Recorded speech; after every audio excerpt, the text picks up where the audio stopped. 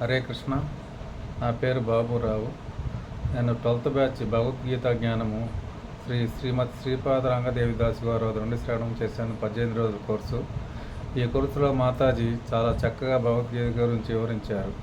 అంటే మానవ జీవితం యొక్క ముఖ్య ఉద్దేశం ఏమిటి, అసలు మానవ జీవితం ఉద్దేశం, భగవద్గీత అసలు ఏం చెబుతుందనే అంశాల గురించి కూడా వివరించారు. భగవద్గీత ముఖ్యంగా భగవంతుడి గురించి, జీవుడి గురించి, ప్రకృతి మరియు కాలము, కర్మ గురించి చెప్తుందని చెప్పారు. భగవంతుడు అంటే ఎవరు, జీవుడు ఎవరు, భగవంతునికి జీవునికి ఉన్న సంబంధం ఏమిటి, భగవంతుడు సర్వస్వతంత్రుడు, శాశ్వతుడు అని చెప్పారు. జీవుడు కూడా దేహం కాదు, ఈ ఆత్మ అని. జీవుడు భగవంతుని యొక్క విభిన్న అంశాలు.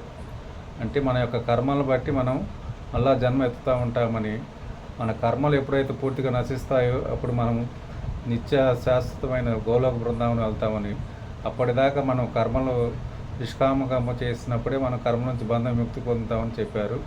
అలాగే కాలం కూడా భగవంతుడే అని, కాలం కూడా కాలస్వరూపుడు భగవంతుడే అని మాతాజీ చాలా చక్కగా వివరించినారు. కర్మ అనేది మనం మార్చుకోవచ్చు. మన యొక్క భక్తియుక్త సేవ వలన కర్మను మార్చుకొని మనం భగవద్ధారం వెళ్ళవచ్చు అని చెప్పారు. ప్రకృతి కూడా భగవంతుని అధ్యక్షతనే పనిచేస్తుందని, బద్ధజీవుని ఈ ప్రకృతే బంధిస్తుందని త్రిగుణాల ద్వారా చాలా చక్కగా వివరించారు మాతాజీ.